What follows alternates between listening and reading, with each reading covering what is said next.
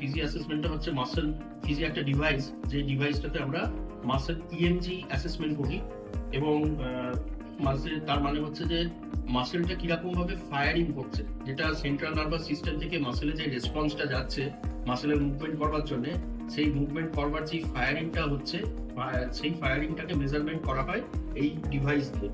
তো এই ডিভাইসটা আমরা দুটো যেই মুভমেন্টটাকে টেস্ট করছি সেই মুভমেন্টটার অনুযায়ী আমরা লাগাচ্ছি।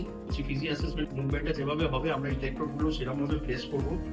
আমরা ওর সেশনটা স্টার্ট করছি, যখনই স্টার্ট করছি আমরা ওর মুভমেন্টটা যেভাবে হবে অ্যাঙ্কেল মডিউলে চলে যাচ্ছি, ওকে আমরা রাইট সাইডটাকে করছি এবং ও সিটিং পজিশনে আছে।